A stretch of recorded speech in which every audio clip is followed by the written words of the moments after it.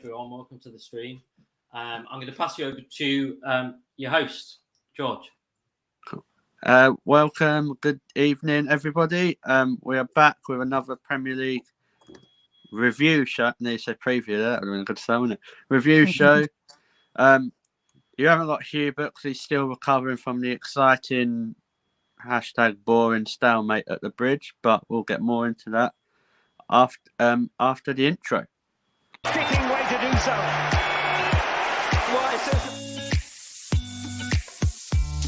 Can it's him. Back to Balotelli. It runs for Aguero. They've done it! Hazard still on the ground as Charlie Adam goes for goal here. Oh, and he scored!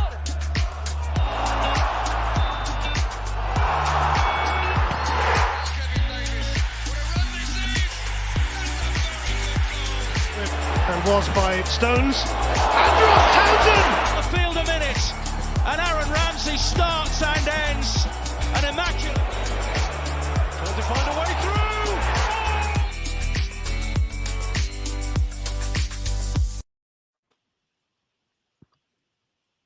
Yeah, so we are back. Another show, another Premier League review.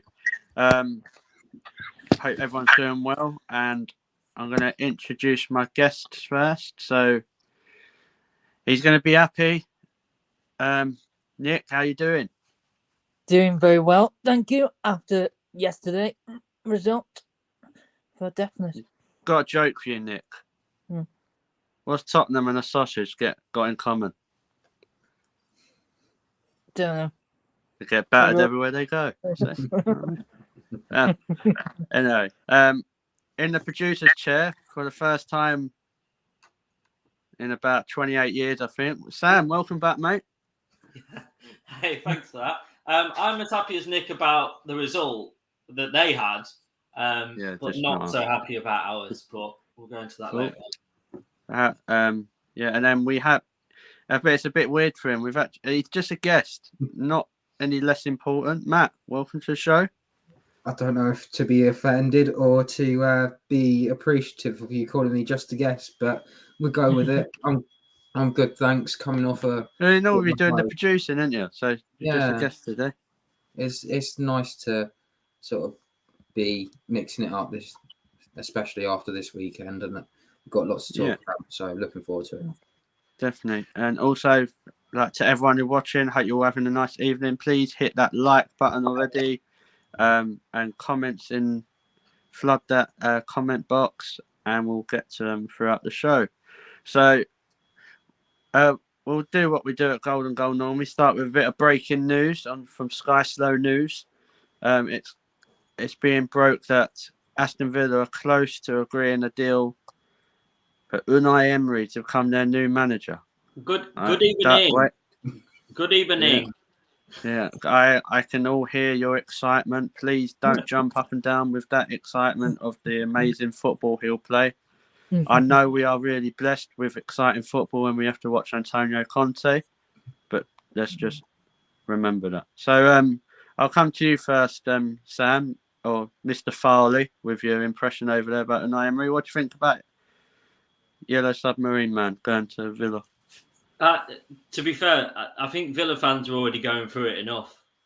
I don't think they really need this as well. I think they're already struggling and thinking, God, do I watch? But now they've got a manager that can't even speak proper English. So it's really funny. They've got to play Man United in a couple of weeks as well. I only see it going downhill because they've spent their money now, so he's not going to have, I don't think, a lot of money at his disposal to kind of change much of the team. January's going to be difficult. Yeah, so I don't think it's great. I think it's probably just someone that was available and cheap, because they don't need to be putting any outlay for manager at the minute, struggling like they are. So I think it's probably an easy option. Yeah. So, obviously, echoing what Sam said, Matt, with Unai Emery, he done an okay job with Villarreal. He won them a Europa League penalty shootout.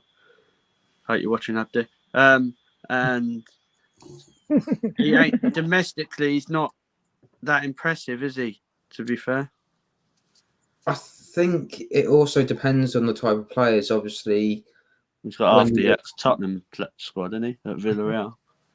yeah. Well, you look at what he had at Arsenal. He had Aubameyang. He had Lacazette, Leno. A lot.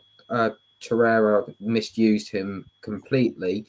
Ended up playing him in Killed Terrera, didn't he? Yeah. Really? now. Someone's paying for the price for it. It's just one of those things that maybe he thinks this time around he can make up for his mistakes, but it was going to be touch and go. We always knew that he wasn't going to be the one straight after, because it's tough to. We've seen it before with United. We've seen it with Liverpool in the past as well. To come in after a manager who's brought you in such success, whether it's through lifting X amount of FA Cups or getting to Champions League finals, getting into cup finals, and it's a lot to move past the legend. And maybe whereas Villa don't have that affinity for Steven Gerrard, Unai Emery can probably do his own thing, but he's probably counting his stars, because he's got a decent squad there that he can mould into his own. He doesn't have to. At one point, we were praising Emery ball. We might see Emery ball again, but at another time, just to break that to you, I feel like Jim it's White been here, give confirmed. that man a fish. It's actually officially been announced. It's, Aston Villa have officially announced the announcement of Unai Emery as their new head coach. I wonder what TV show he's going to model his English off this time. Because apparently last time it was speaking. You're going to see Unai Emery talking like Thomas Shelby, isn't you? Good evening. Do you remember though that at the time they were saying that he impressed the team because he was doing his own analytics off the pitch and in doing like a huge presentation. Do you reckon he did that again with Villa? And probably It's going to be so funny because half of them won't understand. He won't understand what the fans are saying, and fans won't understand what he's saying. So Unai's going to walk in talking with Grammy accent. I don't think he did that on purpose. He probably did that because he couldn't give them the words for in actual English and understandable English, so he writ it all down. He's going to walk into whoever their next game is. All right, my name's Unai Emery, and I want a fucking fight. That's what he's going to be like. But anyway, Nick. Now, Mr. Emery. Good evening. And I think Aston Villa's next game is Manchester United. No, Newcastle. Emery's first game will be Man United, though. Yeah. He won't be there for them. Good luck, Man United.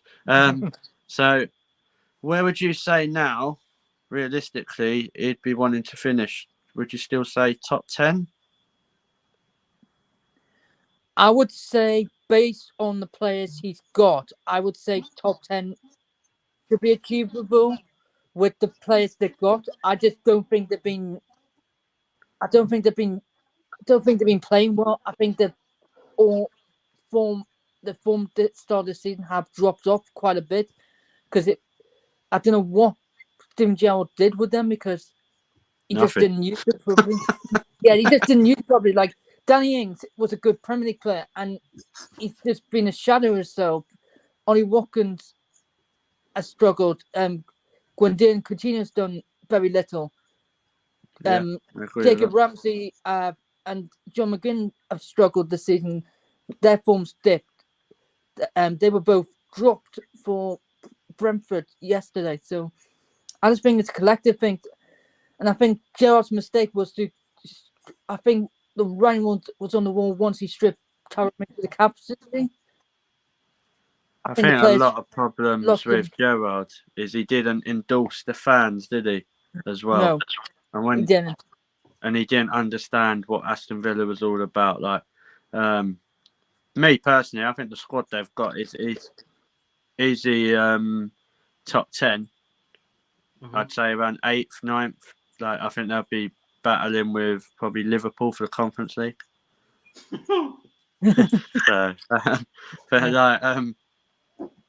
Like you look at the problems he had with Tyrone Mings and that was a lot. Like as soon as that started to go wrong, I don't think Gerrard had a bit of a chance with it. And I just wonder, is Gerrard all that?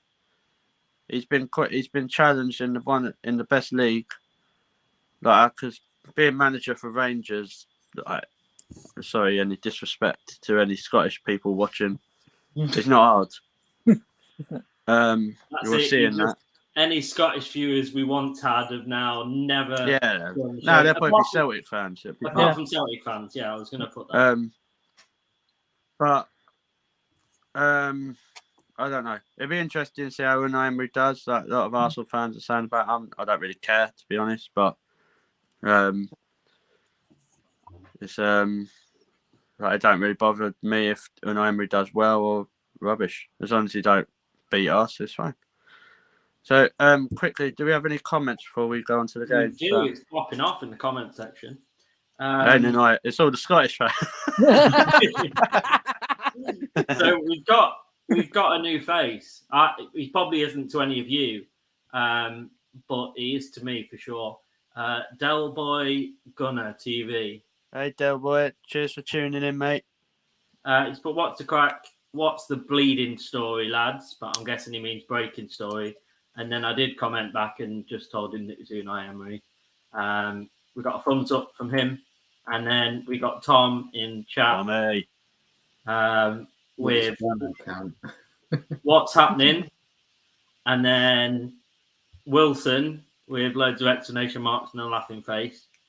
And has Unai taken over? And I've just commented back, it's official. So that's, your little run in there. Cool. Right, we'll start with the first game on Saturday, comedy value. We like to start having a laugh. So, Nick, we'll just start with you again. Liverpool played Nottingham Forest. So, a few days ago, everyone said Liverpool were back because they beat Man City. What happened? I don't know what happened. Like, I think with credit go to Forest. Like, defended well, attacked well. Liverpool did have quite a number of chances, but just didn't take them. Henderson denied them quite a few times. Same with the. Yeah, a very good game from what I heard. And then, ironically, a player Liverpool had, and they didn't use and sold, scored against them. The winning goal. I don't even know who scored. Who scored? And the Nigerian striker that they signed from Union. Oh, I'm so glad you said that. Because honestly, I didn't have a clue, and I done a wild card in FPL, and I got rid of Nico Williams. So I was absolutely cracking myself that you was going to tell me that Nico Williams scored. But that's fine. I can't. So he's got a really weird stat as well, hasn't he? He was one of the second player to score against Liverpool. That's got you the initials of "You'll Never Walk Alone" in the score against the league. That's quite funny. But yeah, so I'll go to you, Sam. Like, obviously they was on a high. They beat Man City. I don't know how, but and then they've just been brought back down to reality, haven't they? Yeah, this is the game that I previewed on Friday, and I think it's honestly, I've done it for Forest because I said they were going to get absolutely battered by Liverpool, and I said it. First time you said that. Yeah, it's not the first time we've all said it, to be fair. And I said I just went on for a good minute on how much that Liverpool were going to pummel Nottingham Forest. I did honestly think that. I just don't know. I was speaking to a Liverpool fan on the same day, and I said, just how? You have my sympathies. Just how can 1 week you beat Man City, and then the next go and lose to one of the most out of form teams in the whole league? It just doesn't make sense. Who did they play someone after City? they played West Ham Wednesday. Yeah, so that was it. And they Basically, what I was going to say to that, they were lucky in that game and all. Yeah. Like, because if Bowen puts his penalty away, because that was a very poor penalty, they'd drop points at West Ham as well. And not being rude, West Ham are not in the greatest of form domestically. No, not Right, at all. so I think this is the sort of season Liverpool are going to have. Like, on their day, they'll beat anyone, but then lose to anyone. Yeah. Like, I don't. I'll put it out there now. This is my prediction, not a spoiler, as Paul Heyman would say. I don't see Liverpool getting top 4 already. No, I don't see. Because there's so many more teams stronger than them. Like, you've got Arsenal. Even though we're a disappointing result, we're still stronger than Liverpool at the moment. City, obviously, we know what they're doing. Chelsea. Then you've got Tottenham, Man United, and Newcastle, and Liverpool. Out of one place, at the minute, I still think Man United will take 4th, but I don't know. I just don't see where Liverpool are so far behind already. They've got to make sure they don't drop more points and stuff. So, see, the thing is, they didn't necessarily play bad against us. just we were better. But we were better. We were more up for it. I thought we were more clinical, and that's a bit weird saying that about Arsenal at the minute. I thought we were more clinical, and second half we absolutely bossed them. Liverpool, like, we controlled that midfield. Like, they haven't. I've been saying this. They ain't got a midfield. No, they haven't. It was only, to be fair, the only reason they played well though was our doing. We allowed them to play well. We didn't shut down. We allowed them to have the ball, so we made them play definitely. well. I don't like Liverpool, so he ain't going to get much credit from them. So no, denied Cresswell the opener for West Ham. I've got Cresswell in my FPL team. Good points if you get defender scoring. Yeah. So Matt, I'll come to you about the game. It's a massive, massive win for Nottingham Forest, isn't it? Yes, but it also doesn't change the fact they're still bottom of the table with 9 points. Their goal difference is worse than Wolves. And at the moment, it's small victories for Forest at the moment. I think we keep on banging on this drum over and over again with the transfers. But there are times where it seems to click and other times that for some reason it doesn't click. It's very mixed match. And I think I've mentioned this 4 or 5 times now on the show. Have they not kept 3 clean sheets in a row? Or was it 2? The 1-0 win. The 0-0 the previous game. 0-0 against Brighton, and then they lost to Wolves 1-0. Oh, okay, so no, 2. So it's 2 in a row. But defensively, though, they're looking a bit like more sturdier because, like, you think 3 games, like defensively against Liverpool from the match of the day highlights, they just put their body on the line, really, and this maybe it was just one of those games that they did play well. I think they've changed. I think Steve Cooper changed tactics after the Leicester hammering. They've been pragmatic. He stopped playing Serge Aurier. That might have helped. But also the more pragmatic style and trying to be solid defense and keep clean sheets first, and then try and get. I think we're going to see the best part of Forest after the World Cup. I agree with that. I think you will use the time. I think you use the time to get Forest to gel more better and get to know all the new signings to know each other better.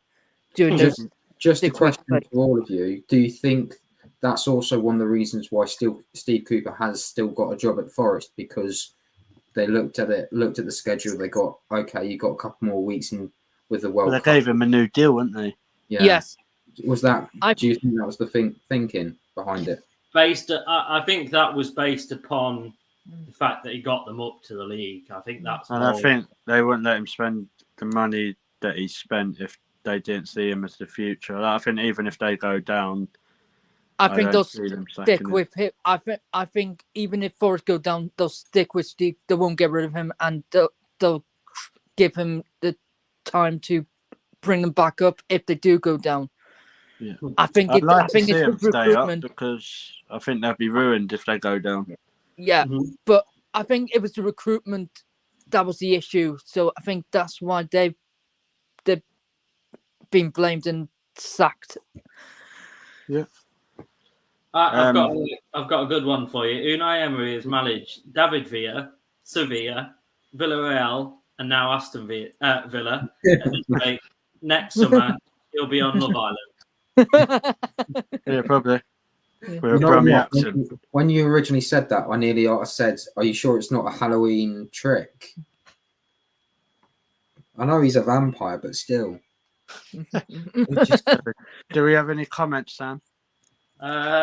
Yes. Tom's just said not after a 5-year deal, so I'm guessing he's meaning the Forest manager. Yeah, Steve Cooper. That's it. Cool. Right, we'll move on to the next game, which was I'm trying to remember who was it. A 5:30 game. Toon versus Palace, Man City, Brighton, and Chelsea, Man United. So yeah, we'll do the Man City game first, then we'll come on to the really exciting stalemate. So I'll go back to you, Matt. Obviously, City, they got the job done against Brighton, didn't they? But they didn't have it all their own way, did they?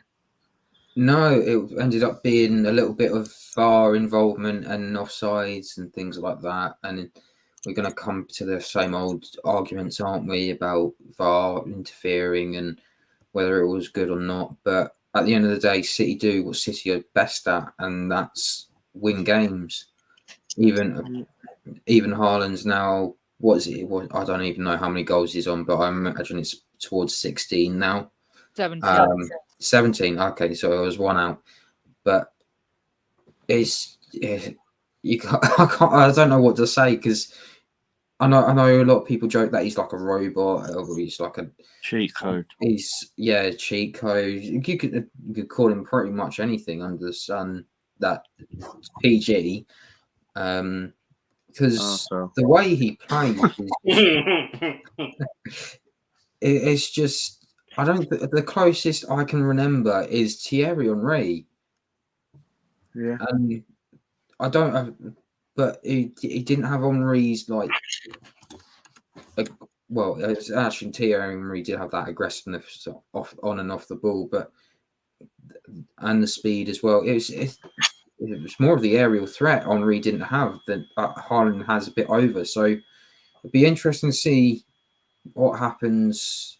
Maybe come January, maybe people will find a way to stop Haaland. But there's a few teams that have managed it. So there's a few teams that haven't. But yeah, nobody's really put any substantial tackles on him though. Nobody's kind of everyone's to take him out. Yeah, everyone's kind of just backed off him a bit. So when you back off him, he is going to score goals. One thing I will say, he's not played this amount of games as well. Like last season, he didn't play the amount of games he's already played. So, and he does have injury problems. He missed quite a bit of. He missed quite a bit of last season at Dortmund with injuries. So I'm not saying that's going to happen, and I don't wish that to happen, but it could happen. Yeah, but that's always City's thing, isn't it? If Haaland gets injured, they've always got a backup plan. They've always got a Bernardo Silva. They've got a Kevin De Bruyne. They've got a Jack Grealish. Although not at the moment, considering his arguments with Newcastle player Miguel Almiron. Miguel Almiron. So Nick, what do you think? What do you think about Brighton? Obviously, they got took over by Roberto De Zerbi. I think that's how you say his name. Yes, that's correct. I think Brighton, they haven't got the results under the new manager, but their performances have been very good. They've just been unlucky. Definitely against Tottenham and Forest, they had a lot of chances and it just didn't take them and didn't score. And I think they did have the good moments against Man City. Obviously, Man City got the job done in the end, but Brighton made it much more difficult. And they were very unlucky, I thought. It was a really good goal by Trossard. And I think Brighton will definitely finish quite comfortably in the Premier League, probably mid-table. Yeah, cool. Sam, so with Brighton, do you think they could finish in the European spots? Or do you think I that's can't too see high? why not. If they carry on the form that they have been this season, I can't see why not. I think it would be probably a overachievement for them if they did. Yeah, I definitely. don't think they ever kind of said, right, we've got to set our sights on Europe. But again, you look at it and you look at a couple of players that you, for whatever reason, miss, whether they're injured or whatever, and you suddenly kind of see that the squad's really not that strong, in essence. So, Yeah, I don't know, mate. Like Lee Gunner said, Danny Welbeck's better than Mohamed Salah. he said what? Yeah. Oh, have you not seen the video? So, That was doing the rounds, wasn't it? so on Twitter, someone, as people know, I'm not particularly a fan of Lee Gunner. There's a 4-letter word that I think really describes him, but I will not say that. But he said, as a complete footballer, Danny Welbeck is better than Mohamed Salah. I'm not really sure the words come to mind, if I'm honest. I do. There's one word. It's called sectioning. I would have said deluded, but okay. No, section. That's even worse than delusional, mate. Right. So Danny Welbeck, who fair enough, he was good player for Arsenal and Man United. Won a few trophies, but I don't think he's as good. I don't think he's better than Mohamed Salah. No, I think that's. But yeah, so I did think that's right. So we'll move on to the. I don't think he's better than Mohamed El Neni. So. Yeah, to be fair, I don't think he's better than Mohamed Amir, and Mohamed Amir plays cricket. So, and we'll move on to the Chelsea and Man United game. Oh, this was interesting. So we'll start with you, Matt, as well, because so with Man United, I tell you, they have more shots than I do on a match day. Like they just have so many shots. Like even again, I was listening to a stat: 118 shots on target they've had, and they've scored 5 goals. Jesus. It just shows you the problems that they've had. If we had a United fan on, I think they could probably explain it a little bit more than I know could. Abdi was very frustrated, so if that gives you a bit of an inclination. Yeah.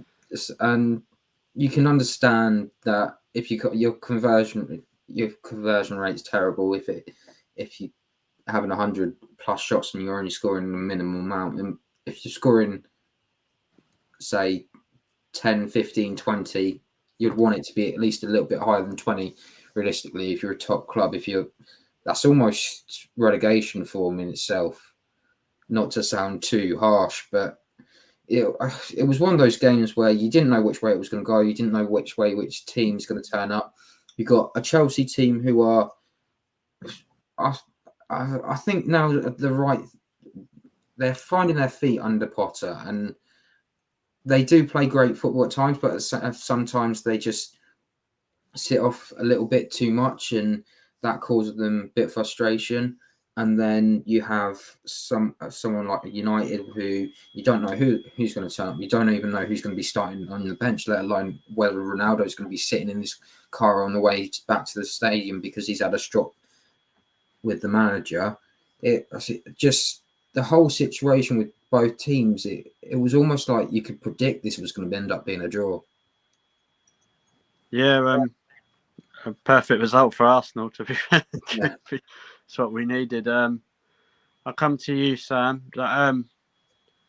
Obviously, with the Ronaldo talk and all that stuff, they're creating all these chances. Do you think he makes much of a difference if he starts? I know that sounds a bit silly question, but I don't think it's as silly as we probably think. I don't actually know. I think it kind of works against them, if that makes any sense. Yeah. Because he's much like you've got to pass the ball to me at any given opportunity. It's much kind of like it's him is the team basically in his eyes. So I don't actually think it helps them, to be honest. I think he's the way that he can be most effective for them coming off the bench if they really need a goal. I think that's where he could potentially be affecting. But we have a special guest. I didn't realise this was going to happen. Yeah. But we do have a special guest that's popped into the stream to bloody hell, who let him in? give his views. He's basically a special guest these days. We have Ronaldo. I didn't know Ronaldo was it. Hello. You alright, mate? Yeah, So I was in the local. I I was in the local area, and I heard someone say something about if we had a Man United fan, we're talking asking about you the shall London Derby, receive. mate. Shut it. What do What do you want to know? So basically, we're talking about the obviously United Chelsea game. I Yeah. basically get your views. I know you was very frustrated with the amount of chances you've created. You have more shots than I do on a match day, mate. Yeah, that's for And that's sure. a lot. And I've seen you. Yeah, so it is frustrating in the sense that we're in that situation at the moment where we don't have a clinical number 9. You know, like the goals are sort of spread out. You don't have He the sits on one. the bench. I mean, yes, kind of. I guess it's not been going his way this season. That's a whole different topic. I think we can spend a we'll lot do of another time show on that. it. Pretty much. But no, it's frustrating that I'm frustrated that we don't have Martial at the moment. I feel like he helps the team so much more in terms of having that outlet. So Martial can go through the middle, Rashford off the left, and then either Sancho or Anthony on the right. And you have that sort of focal point in the middle. I don't think it works for Rashford to go down the centre. I think he works better coming off the left. He's more clinical there and finds space there. But yeah, no, the actual game itself, it's frustrating that we played so well for like the first 35 minutes in terms. I mean, we played well throughout the game, but the first 35 minutes really stood out. The way we sort of pinned Chelsea back in their own half, and yeah, the way we pinned Chelsea back in their own half and actually took the game to them and not sat back away from home. You know, we were on the front foot. We're trying to attack. We were creating chances, but it just wasn't coming off for us. And it comes back to bite us. You know, like we had a similar thing against Spurs. We were all over them first half. Couldn't put the chance away. We were lucky enough to get the goals in the second half. But if we hadn't, you know, it's one of those ones where it just comes back to bite, and it sort of did, and we kind of got away with it with the penalty, which was stupid from McTominay. But I see that happen so many times during the game from corner. Yeah, it was frustrating. I was really frustrated with that, but it happened. They gave us a pen. They scored, and then I wasn't happy. I felt like it was going to go from a game where it felt like it was going to be a draw to then losing, and then afterwards you snatch that point back. And I feel like at the end, 1-1 is probably a fair result. A draw is probably a fair result in terms of all outcomes of that game. Fair play to Graham Potter. He saw that we were absolutely swarming them in midfield, and he made that change. You know, not many managers would make the early change to be like, I'm going to change this up and do better and try and get more control in the game. And I feel like they sort of grew back into the game after that change when they took off Kukurea for Kovacic. I actually thought he was injured. That was why I thought. No. It was we were literally just we had too many bodies in midfield for them to handle. They couldn't get anywhere near us. But it as I said, it's frustrating that we're having so many shots and no end product at the moment. It's frustrating from Rashford as well because he's been doing well. He's still doing all right, but he's just hasn't been finishing off the chances, I guess. Okay. But we'll Ronaldo, quickly skirt over the Ronaldo thing with you because I know we've spoke about it a lot. Yeah. What are your thoughts on it? I know you're a bit torn with it, aren't you? Listen, as a player, as a legend of the club, I love Ronaldo to pieces. But what happened on Wednesday, it was frustrating in the sense that we had such a good performance. where we completely dominated Spurs and had a great win, and you know, he then just Just took refused the to come on. limelight away from the team, Yeah, didn't he refused to come Yeah. on and then walks down the side touchline because it's not like any other stadium, you know, Old Trafford. No. You're like right in the middle of the stadium and you have to walk 50, 60 yards to go into the tunnel. You can't just kind of duck past and slip into the tunnel unseen. You know, you have to do it publicly, and everyone's watching you. You got all the eyes on you and attention's on him, and everyone was then asking about Ronaldo this, Ronaldo that, this and that, and every single question is about Ronaldo, and it's just, why can't we just talk about the team? And it's Do you think he's frustrating. gone? He will be gone. I don't think he's gone yet. I think he will be gone though. January? Most likely, yes. I don't think he can stay really. I think for the at best this of Man point. United. I think it's the best for everyone. I just don't want him to go to another Premier League club, you know? No, I don't think if he Bournemouth wants, will want him, mate. Solanke's doing all right. yeah. If he I goes to did any have to other club laugh at his abroad, sure. statement when you posted it.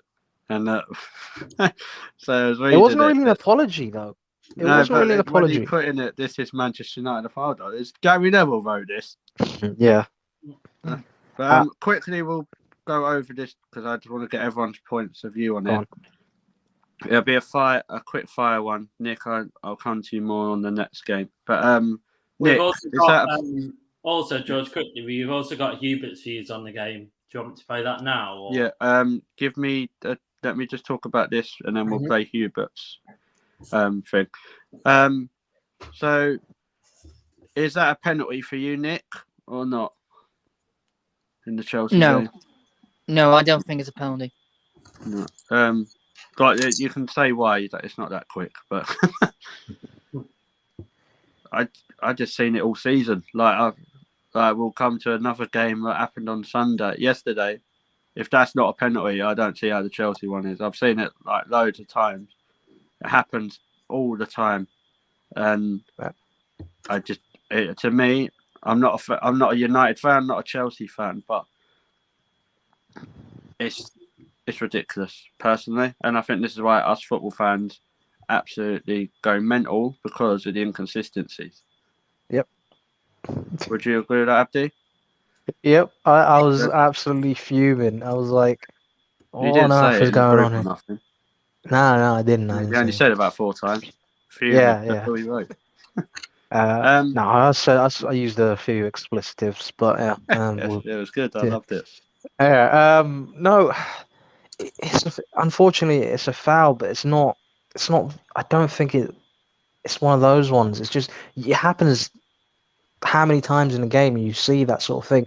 I think he was asking for trouble. It's one of those ones where if it's given, it's not going to get overturned for anything really at that point. But if it wasn't given, I don't know if that would have been sent to the review. I don't know, but it's one of those ones that happens too many times.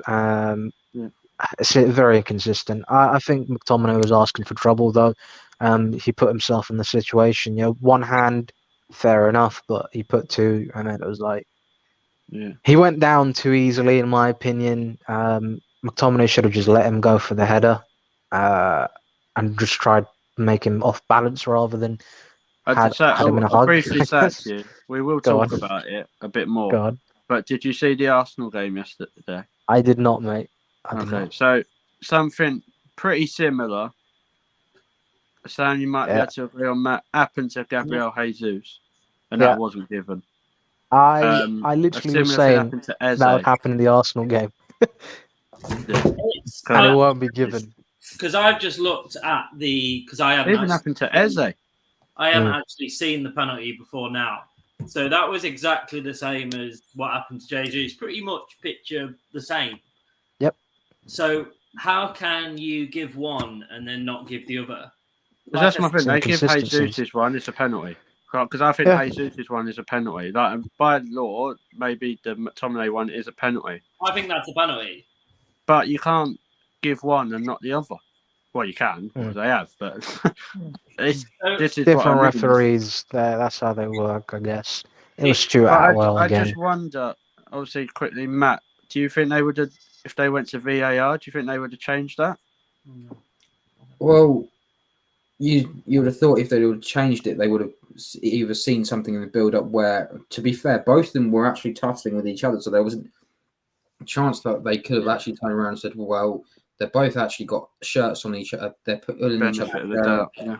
and they could have turned around and gone, you know what, it's a free kick and both of them should get a yellow card for it because they're shirt pulling. Yeah. That could have been one decisions, but it's referees' opinion, isn't it, at the end of the day, and they've got to interpret the laws as they see it, and unfortunately it's the way it goes, and we'll see it. I think if you're an opposition fan, that penalty goes against you, you'd be a bit annoyed. But then in the same breath, if you're the Chelsea fan, you're going, that's a penalty. So it's a tough That's one. what Chelsea fans do all the time anyway, mate. Yeah. But Nice how you done that though, because we have actually got the views of a Chelsea fan. Right. Somewhere. Hubert sent us a video today, and here it is. Let's talk Chelsea versus Manchester United at the Bridge. So yeah, the game has happened. Graham Potter's biggest test, I'd say, of his Chelsea managerial career. You know, unbeaten so far. He was doing pretty well. It was going to be interesting to see how he does against a bigger team, and United being on the run, quite good form on the last few games. You had to kind of take a look at it and take it seriously. Although you also could look at it and say, well, it depends which United turned up. So yeah, let's think about this. So it was a result. It was 1-1, which I predicted a draw. So it wasn't 2-2. It wasn't a thrilling draw, but it was. At least it had some goals. So first and foremost, let's look at the game in general. Was a draw a fair result? I'd probably say yes. At the end of the day, if not Kepa doing the multiple great saves he had, we probably would have been beaten quite comfortably by United. So the fact that we had our keeper making plenty of saves, I think saved us quite considerably, to be honest. We've had our own chances, but it's safe to say for me one of the big highlights was Kepa.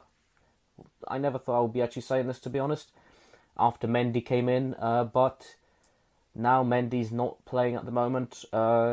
It's safe to say that Kepa has very much earned his place back. I'd say, from whether it will continue, I don't know, but it should, because at the moment he's basically playing well, and considering how much money we paid for him, finally he's starting to slowly justify that price tag years after we actually bought him. So yeah, better late than never.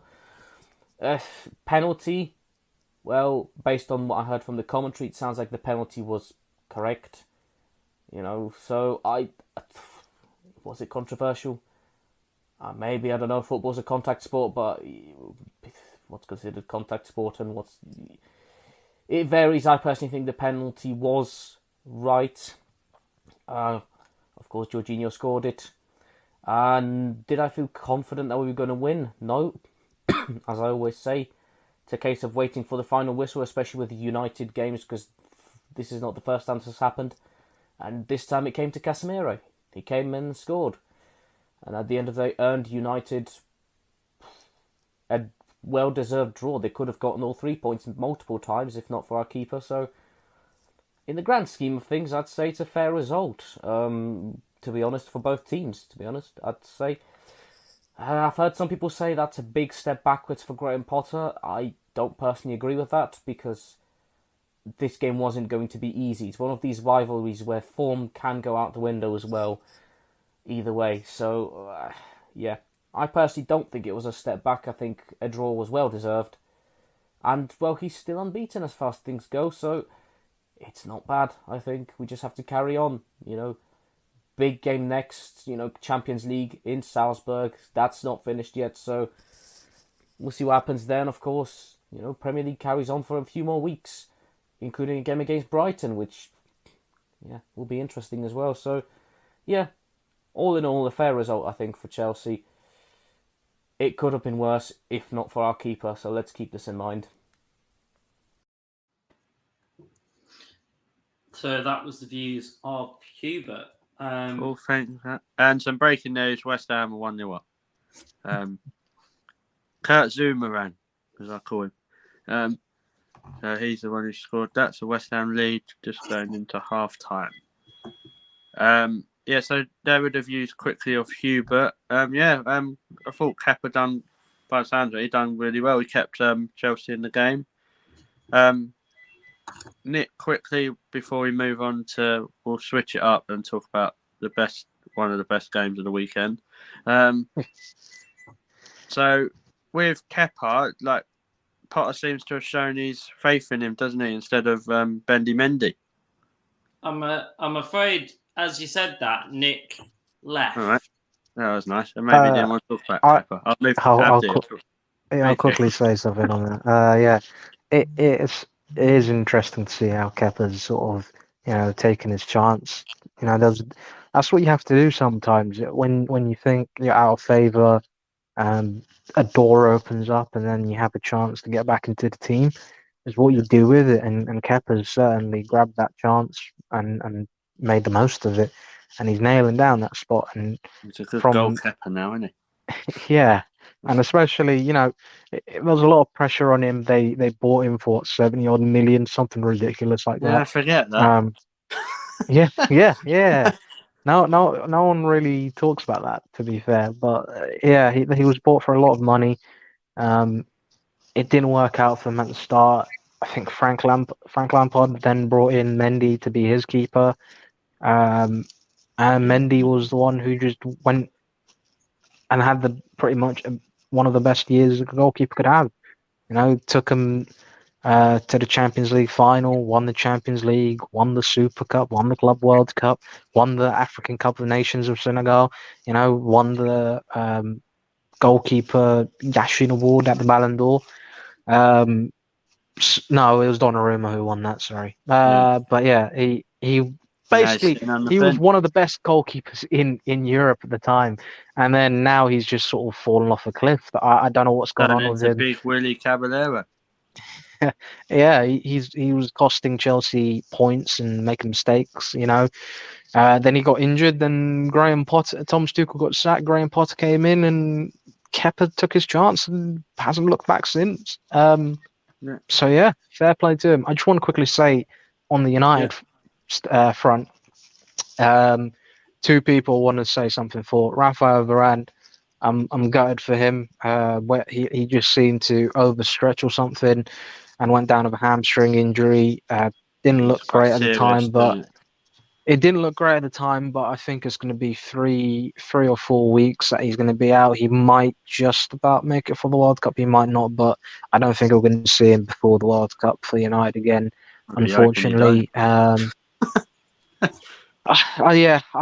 gutted because I would have loved for him to continue, and him and Martinez. It is, because then afterwards he can rest and rehabilitate and become fit again. But until he picks up something else, unfortunately, because he does pick up these injuries here and there, and it's frustrating. Him, Martial, two key players. They're both very key players. Him and Martinez have a very great partnership, probably one of the best partnerships in the league at the moment. They just play so well together. They complement each other so well. But I feel as soon as he went off, I just felt very nervous at that point defensively. I was like, it's not the same. It's not the same. Harry Maguire is still injured. I don't know when he's going to be back, but he'll be back eventually. He might have an opportunity to take a spot back, but we'll see. Hasn't played for United since the Arsenal game, I think. I haven't seen Phil Jones. He goes disappearing for a couple of years. He'll come back at some point from the wilderness. Hang on, he's the best centre back from 1992. Sure, I'll take that, Steve Bruce. But not this Steve Bruce now. And then the second person I want to shout out. Man of the match. Second person I want to shout out quickly is Casemiro. Absolutely sensational in the midfield. Someone we've been crying out for years, and just doing the business. Yeah. Doing the absolute business. A lot of people are saying he's coming for the payday, he's coming for this and that.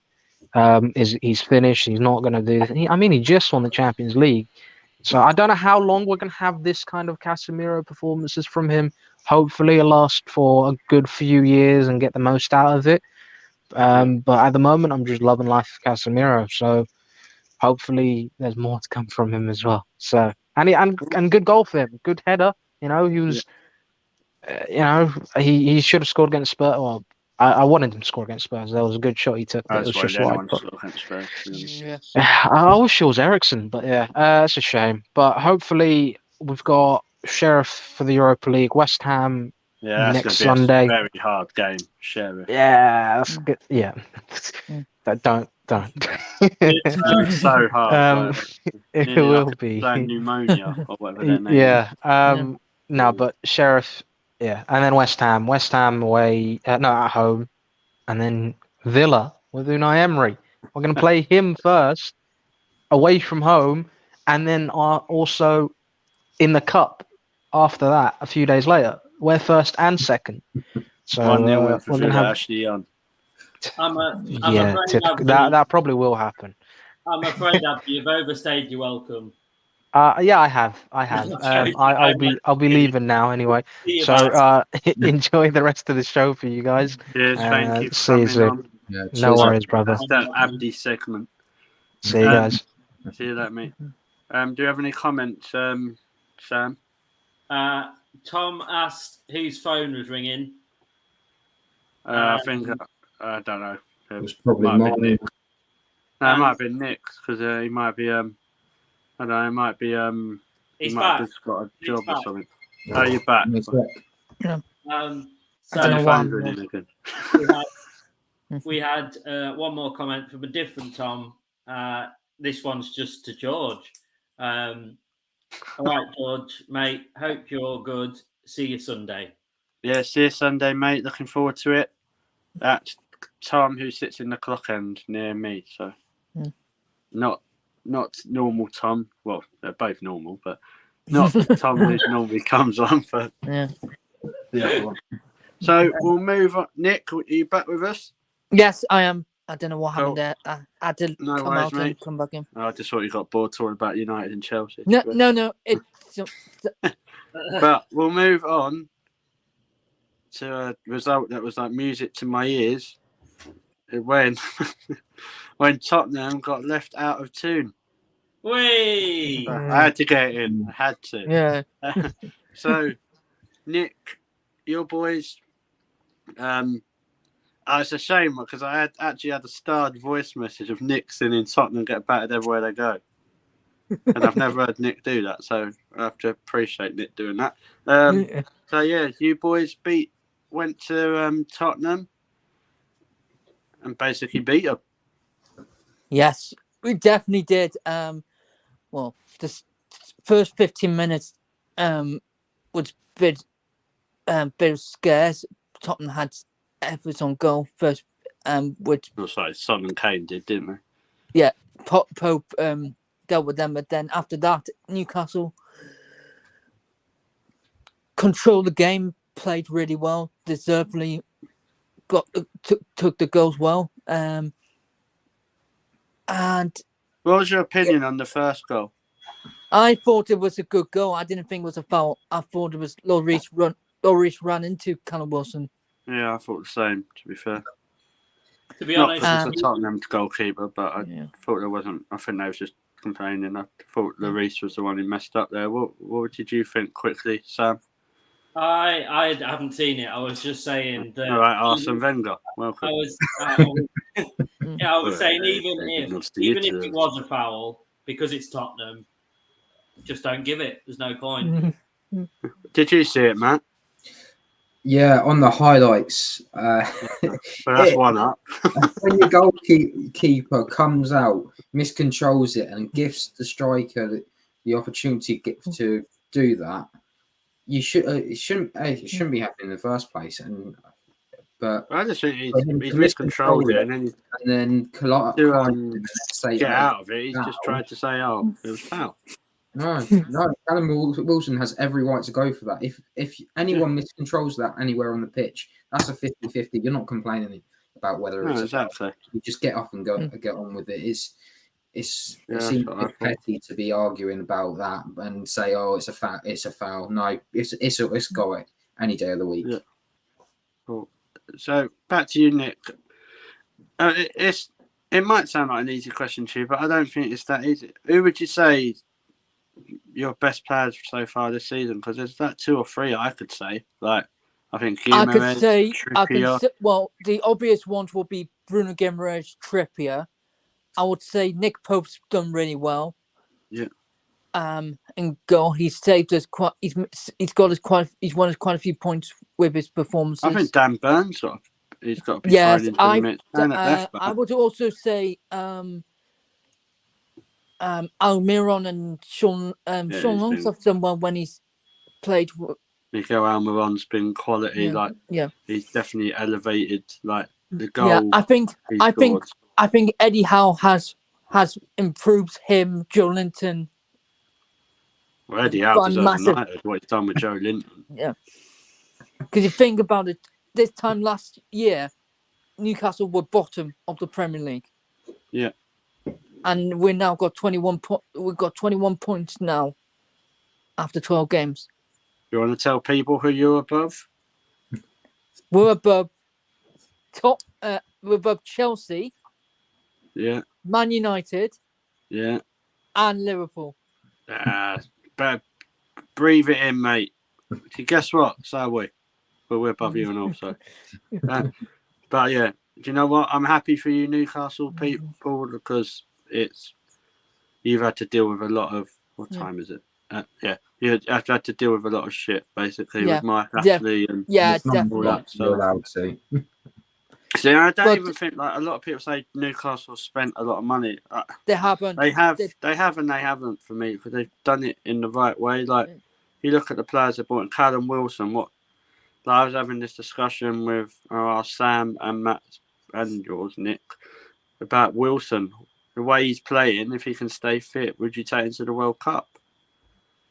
I would definitely take him if he was fit, but that's a big question with Callum Wilson. Can he stay fit for a whole season? No, that don't matter. You can be injured and still go and play for England. Yeah. Look at Calvin Phillips. What do you think, Sam? I think because that's the thing we think about, isn't it? We think about backup, sort of. Yeah, because he ain't going to get ahead of Window Licker, is he? No. But I also think backup strikers has always been something that's not as easy to pick. So I would say to keep up the scoring form, you certainly can't ignore him. I think we're spoilt for choices now with backup strikers. There's 3 already, like Tammy Abraham, I'd pick, Ivan Toney and Callum Wilson. They've all got to be in the mix. And it's a shame about Ollie Watkins because if he was playing regularly and scoring goals, I think he's good enough to do it as well. What do you think, Matt?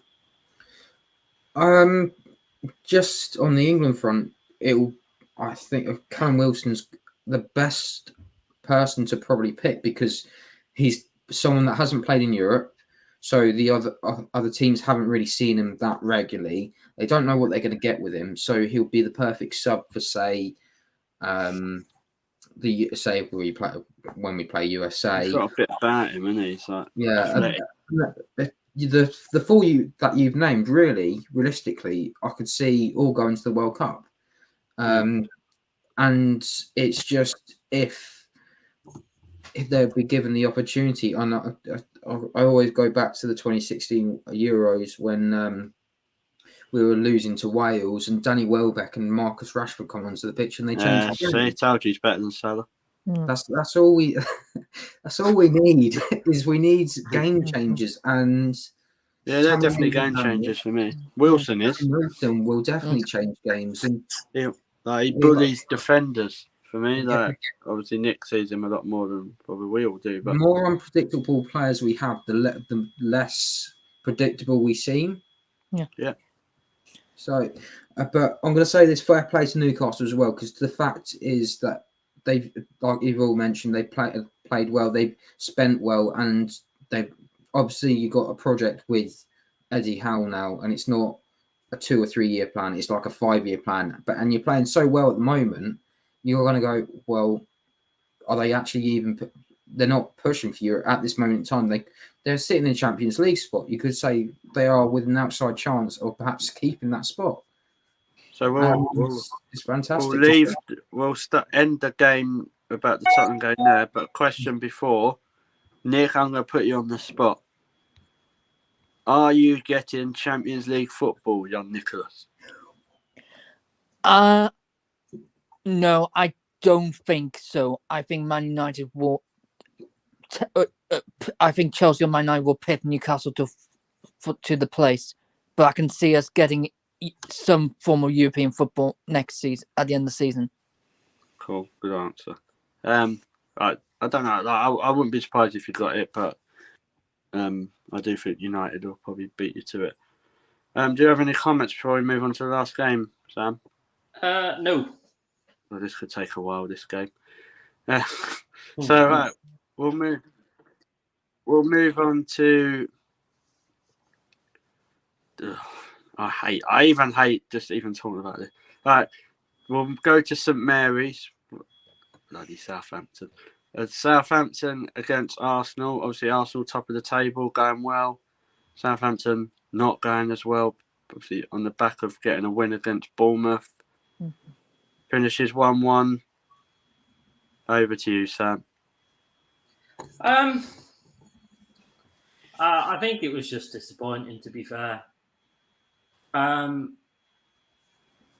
feel that if we had carried on, we had plenty of let's put it this way, we had plenty of chances to score more than one at the start, and we should have done, because that was probably the free-flowing football that we played right at the start was probably some of the best football I've seen us play all season. It was just complete and utter domination. They couldn't get past the halfway line. So to not score more than once then was our downfall, because it's impossible to keep the same intensity that we had throughout the whole 90 minutes. So there was this lull, and then we stopped playing, allowed them to play, and they fully deserved to go on and score, because after our first sort of 30, 40 minutes, they were probably the back team. We would have chances here and there at 1-1, but it never really looked like scoring. Yes, we can say it was 2 points dropped. We can say, yes, we're still top, but it's these games that you need to be winning if you're seriously if they're gonna say title charge, which I don't believe, but if they are going to, then they're the sort of games you need to be making easy for yourself, and we really didn't. So, yeah, I could go on about the ref all day, but I don't want to start that kind of worms, to be fair. No, that's my job. So I'll move on to you, Matt. What did you think about the game? Well, this is one of those ones, isn't it? You mentioned it in the preview that it was going to be one of those it's always I did say, didn't I? And everyone laughed at me. No, I think the honest Arsenal fans always knew it was always going to be a tough trip with Southampton. You never know what you're going to get. You could end up with the Southampton team that you got a couple of years ago that got to the League Cup final and undeservedly lost that. Or you could end up with the Southampton team that lose 7-8, 9-0. We've won 3 out of 8 against Southampton. And yeah, that just shows. I remember. Oh, sorry, 3 out of 9 now because we drew that one. I remember a couple of times where we've gone to St Mary's, especially when I was down there. One of the games was an FA Cup game, which we won comfortably 5-0.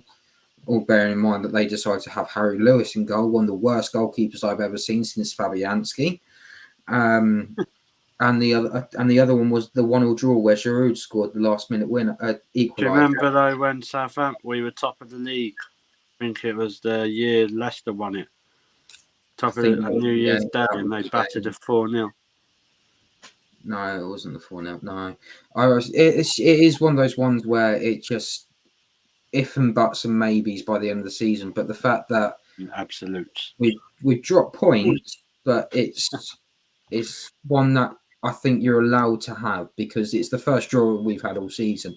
Yeah. There's only 2 points between us and City now, which is a bit of a shame. It's a bigger issue for me if we lose or drop points against Forest. Yeah, and that's the point, really, isn't it? Is how do you pick yourself up after this? You've got a European game against PSV midweek, then you've got the Forest game as well. So it's all about how they carry it, how they decide to pick themselves up, because we saw how they picked themselves up after the United loss. Can they do it again? Yeah, and that's one thing that Man City don't have had this season, is they've had one loss, but they've been able to pick it up. But had a couple of draws though, haven't they? a couple, yeah, it might. I don't know if we're going to be second or we're going to be third, because it's just one of those. I have a feeling it's going to be one of those seasons like Leicester where almost anything could happen, and Newcastle could end up getting Champions League, but like last day, needing 1 point to go, and Liverpool end up losing, and say Tottenham don't even get Europe next season because I hope not. something. Don't excite me like that, Matt. Music to my ears. This is just it just feels like that kind of season. Like, I don't think any Arsenal fan at the start of the season would have said we're going to be top of the league at this point in the season. I do think there's a top team that's going to miss out. I honestly do, or finish in a position that you'll be, wow. Like, maybe it'll be a Liverpool, or it could be a Spurs, or it could be a Man United or an Arsenal. Like, I just think someone's going to finish in a position you're going to look back and think, well, I didn't expect that. Maybe it might be who buys best in January, because with Liverpool's aging midfield and defence, that's what's holding them back at the moment. They can't compete with everyone else, and Klopp's complaining about it. And 7 is very unlucky for him. He managed 7 years at Mainz, 7 years at Dortmund. Conte's been moaning about money today as well, hasn't he? And after the game, saying that the board have got to give him more money and time. So it's all right. Arteta will get his light bulb out and he'll get him playing again. So Nick, so obviously with Ralph Hasenhüttl, if I say his name, even though I'd rather call him the name that 5 Live have named him. So if you interpret Hasenhüttl's name, his real name should be Ralph Rabbit Hutch. So I'm going to start calling him Ralph Rabbit Hutch, because it's a lot easier to say. Do you think it alleviates the pressure on him now? Obviously, 4 points last 2 games. I think for the moment it does, but if, say, Southampton go on another bad run, I think the pressure might come back. He might be back under pressure because the Southampton fans might turn on him again. It's quite. I don't know who they got next, but I know the I'm just checking now. I know it's Newcastle at home the following week. Points. They've got Newcastle and Liverpool in the next 3. Yeah, easy win against Liverpool. It's at Anfield though, so no, maybe not. There's some difficult games there for him, but he's got a young squad, isn't he? As well. Yeah, that's the thing, because they've signed a lot of youth players and City's youth team. Yeah. So it's going to be so it'll be quite difficult to gauge at the moment. I think Arsenal. The key with Arsenal for the game on Thursday is that if Arsenal don't lose, then you won the group. Yeah. Which is going to be crucial, because it means you avoid all the dropouts from the Champions League. Yeah, I agree. That means no Barcelona, no Inter Milan, no Liverpool. Yeah, Tottenham. So I'll give you my things on the game. I kind of echoing what Sam said. First half, we should have wrapped that game up. Xhaka scored another good goal. Great finish. He's playing really, really well at the moment. He's playing in that position, sort of what he does for Switzerland. So I think that's why you're seeing a bit of a better one, better performances from Granit. Refereeing decisions is the only word to describe them is diabolical. I'd say both sides as well. Like there was decisions that I thought we got away with that we shouldn't have probably. I didn't realise that Southampton did like WWE as much because Gabriel Jesus I think he's been attacked more and thrown on the floor more than Bobby Lashley did when he was facing Brock Lesnar. So I did like what you're saying about the Man United game. If you're giving Jesus it's not as a penalty, then how are they giving that the Scott McTominay one as a penalty? Inconsistencies drive me mad. But apparently Arsenal get all these refereeing decisions and you don't hear nothing. All you hear is bang, bang, bang, bang, of Arsenal and all that rubbish. Well, I don't hear it now when we've been robbed.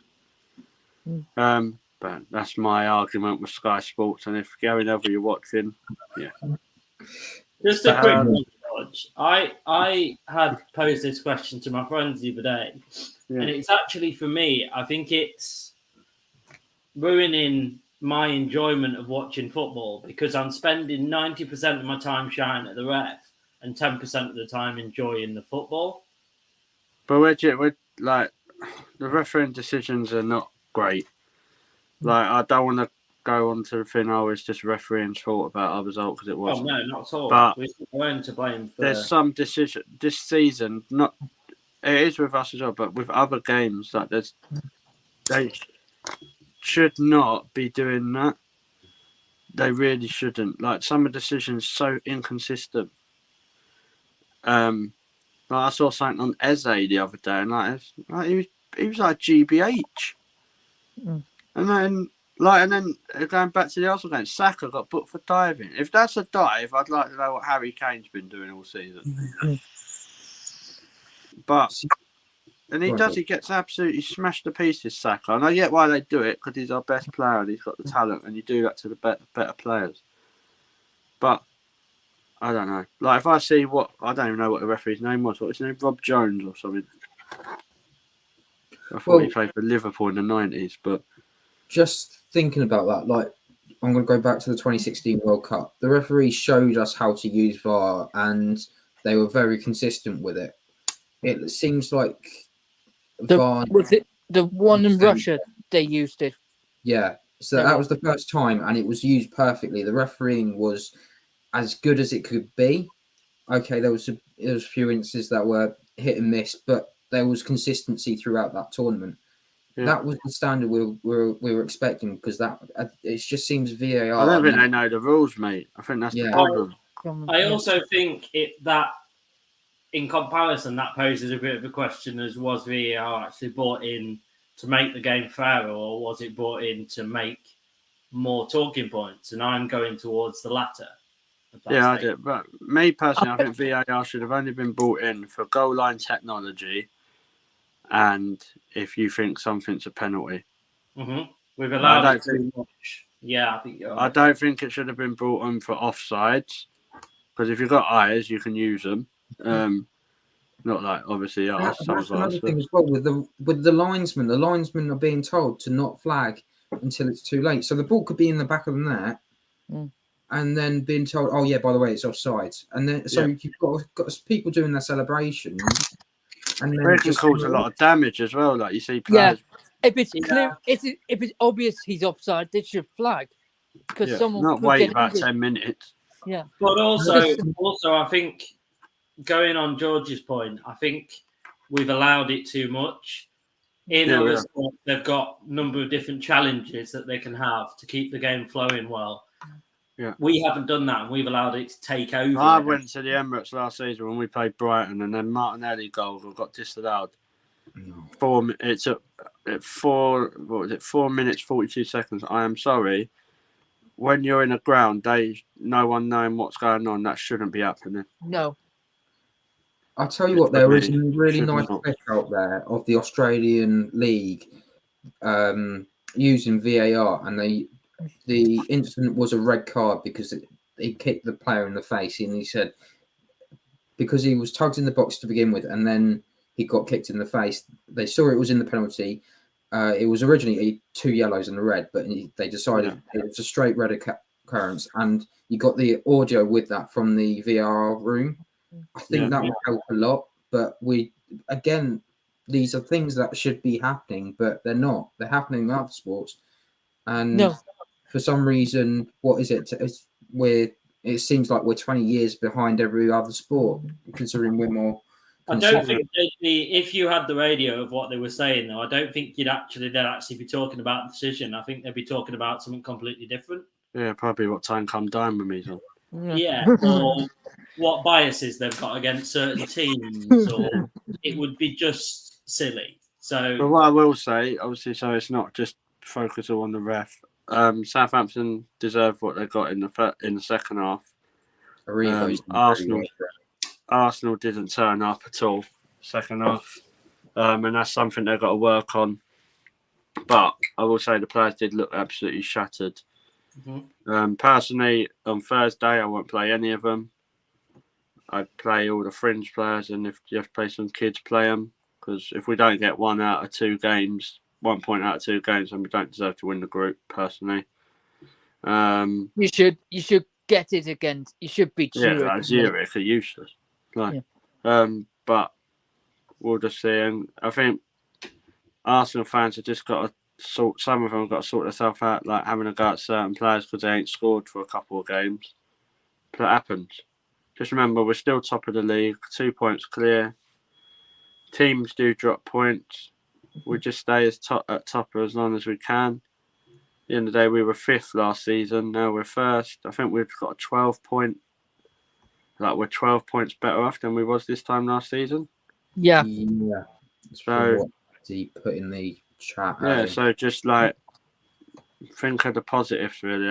As everyone knows, I'm a positive fan, but we just move on to Thursday and see what happens there. I've got a couple of comments that I want to bring up just while they're still in the stream. And I think this alludes to... I'll put the first 2 comments first. First one says, let's go Arsenal, but really surprised about Tottenham. And the second one says, it's sad, though, with the linesman, don't be quick enough about flags. And then the last one, it was really pleased me. So you guys are doing a great job with the show. Watching from the US. Thank you. From Carlos Torres. Cheers, Carlos. Good to hear you again. So that's, in essence, I thought that would be a nice way to finish, because that's why we all sit here and do this, so other people can watch. Yeah, and if anyone's everyone's in with their comments, we respect everything. And anyone's always welcome to come on as well. Look, we have Nick. Joking, mate. We even have a Tottenham fan on with Leighton when he don't bottle it. But on that note, we'll finish. Is there any other comments, or is that it? No, that was it. Cool. So thank you all for coming on. Nick, thanks for coming on, mate. Where can people find you on social media? So I'm on @NicholasPage on Twitter, or I'm on Facebook, or following Newcastle Falcons. Hopefully they will at Kingston Park against Bath on the 5th of November. You're having a bath? No, that's who they're playing. Bath Rugby. Oh, right. Well, they're playing in a bath. Right, cool. Matt, where can people find you? And thanks for coming on. Yeah, it was good to be on, and it's nice to talk football with your review. And again, like you've said, George, it's nice to be talking about these sort of things. So I am @MattLR28 on Twitter. Cool. And producer Sam, thank you for all your hard work today. Where can people find you? Well, I normally let you do this part. You do it better than I do. I can only remember one bit. Oh, well, that's not good enough. No, I practice. So on Twitter, it is Sam Wilson AFC. One where the eye is. That's it. You got because it. he's visually impaired now, so he could join in. We had to take his eye away and replace it with the number 1. So yeah, that's where you can find Sam. Also, he does other stuff, don't you? Like with your Instagram stuff, isn't it? Yeah, you Yeah. can find me there at Sam Wilson AFC, and you can find everything I do there as well. Yeah, so give him a follow, and then you can obviously find me at bloody hell, I forgot what I am at Clock End George, and you can either find me on there or Instagram's just Georgie Boy Sullivan. So yeah, but you'll see me at most match days, probably in the Coronet doing shots at tequila breakfast times at like probably 10 in the morning. And also give us all a follow at Golden Goal at official Golden Goal. We have obviously the YouTube channel. Please like, please subscribe if you can. Share with your friends, family, anyone you know. We have Discord where we are going to plan to do like little events, things maybe during the World Cup, and maybe a couple of quizzes and stuff like that, or just a chill out zone. So if you want to join there, we've got the WhatsApp group and we have the Facebook group where we have the predictions and we have the good videos that Matt does with the WSL. And on that note, I will finish just by saying that Arsenal are top of the table in the men's and the women. So good night.